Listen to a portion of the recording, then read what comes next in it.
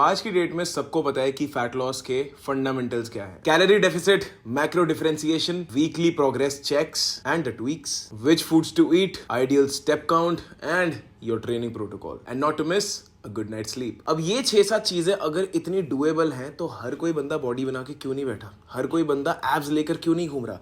हर कोई बंदा year round shredded क्यों नहीं रहता? And by shredded I mean shredded, not lean. अब यही सारे स्टेप्स की इंटेंसिटी हम जैसे जैसे बढ़ाते चले जाते हैं वैसे वैसे हमारा लेवल बिगिनर से इंटरमीडिएट से लेके एडवांस से लेके एलीट से लेके प्रोफेशनल तक भी जाता है, बट फंडामेंटल्स यही रहते हैं। अब यार अगर मैं इन्हीं स्टेप्स को रोटेट करते हुए आगे बढ़ता चला जाऊंगा और मेरे रिजल्ट्स आते रहेंगे तो प्रॉब्लम आ कहाँ जाती है? क्यों नहीं आ पाते रिजल्ट्स? क्यों नहीं आप हो पाते लीन? क्यों नहीं आपने जो सोचा हुआ वो आप अचीव कर पाते? Because CNS fatigue, which is central nervous system fatigue, which consists of your brain and spine, जिसका आप ध्यान नहीं रखते और वो बहुत ज़्यादा फटीग हो जाता है and you feel burnt out, your joints are aching, your tendons are paining, your muscles are not recovered. आज आपका चेस्ट सोर है और आप गए हो जिम में और आपने फिर से चेस्ट को तोड़ दिया and it's very very hard to feel great from just good, from just very bad, from just depressed। तो होता क्या है जब हम बहुत ओबीस होते हैं, लेट्स जस्ट कंसिडर कि आप अभी 35% बॉडी फैट पे हो, आप एक 130-140 किलो के बंदे हो एंड आप ये just getting started. There is a good news for you कि आपके लिए सबसे आसान होने वाली है ये प्रोसेस। आपको कुछ नहीं करना, आपको सिर्फ अगर दारू पीते हो तो आपको दारू को बंद करना है, बेसिक स्टेप्स करने हैं।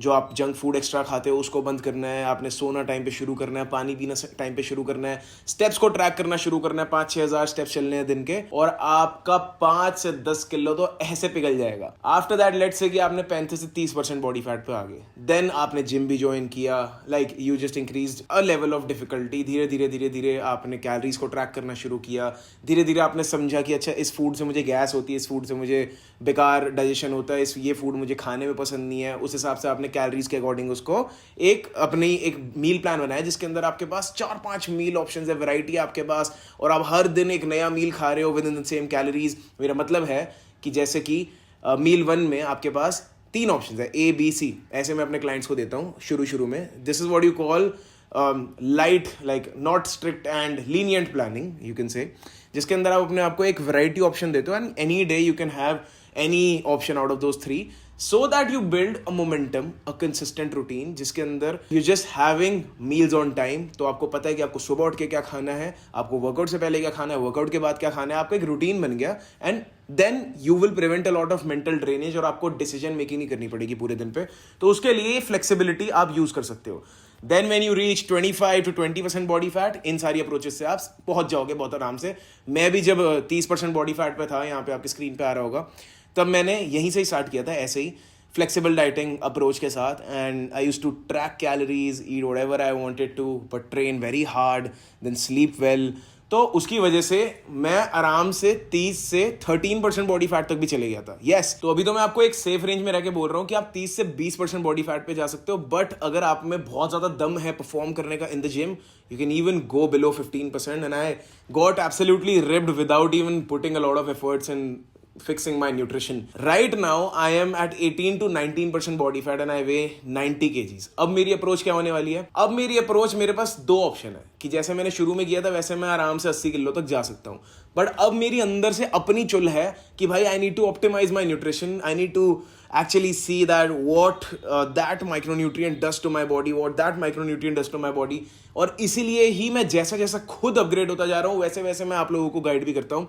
एंड मैंने पिछली जो 3-4 वीडियोस बनाई हैं हैक्स करके, मैं पूरा ये सीरीज चला रहा हूँ ना हैक्स की, तो आप वो देखना। उसके अंदर मैंने आपको माइक्रोस के बारे में बताया कि किस फूड में आपको क्या मिलता है and how can you plan your own diet. So अब आप जब 13% बॉडी फैट पे पहुंच गए और आपको उसको मेंटेन करके रखना है या फिर उससे भी नीचे जाना है, तो आपको कुछ सच है लाइफ के जो आपको एक्सेप्ट करके रखने पड़ेंगे। तभी आपने उन लोगों को देखा होगा जो बहुत खुश रहते हैं उस बॉडी फैट पे, वो लोग इस चीज को एक्सेप्ट कर चुके हैं कि ये हमारा लाइफस्टाइल है, that we just need to wake up, we need to have high fat and high protein breakfast. हमारे ओवरऑल कार्ब्स तो कम ही रहते हैं, we are happy with just not lifting heavy, और हम बस फिट रहने के लिए वेट ट्रेनिंग करते हैं। हाँ, मतलब 30-40 किलो के डंबल से वो डंबल प्रेस वगैरह करके आप खुश रह सकते हो, आप एक अच्छा लाइफस्टाइल जी सकते हो, thumbs up to you. But अगर आप ऐसा नहीं कर सकते, आप एक बहुत फूडी बंदे हो, आप लो कैलोरीज पे पूरी जिंदगी नहीं रह सकते, आपको इतना ज़्यादा डिसिप्लिन नहीं पसंद है, मैं आपके साथ हूँ तब भी। बिकॉज मैं हर एक इंसान को ना उनके हिसाब से समझता हूँ, अपने हिसाब से नहीं कि हाँ मैं ऐसा सोचता हूँ तो तू भी ऐसा सोच. That's what you call being dogmatic, and I am not dogmatic, I am empathetic towards everyone. क्योंकि हर एक इंसान अलग तरीके से डिजाइंड है, तो हमें उस चीज़ को रिस्पेक्ट करके हर किसी को गाइड करना चाहिए. अगर आप ऐसा नहीं कर रहे तो आप एक नल्ले, फुद्दू और एक बर्बाद कोच हो. तो 13% बॉडी फैट के नीचे आके कुछ सिम्टम्स होते हैं, जैसे कि you feel all the time, you feel cold, that's a symptom of down regulation of your thyroid hormone. You feel the wind is too fast and हवा बड़ी तेज़ चल रही है, एसी बंद करो, एंड मेरे जॉइंट्स बहुत दर्द कर रहे हैं, मैंने हल्का सा पैर हिलाया तो ऐसे बुड्ढों की तरह आवाज़ निकल रही है. So you get my point.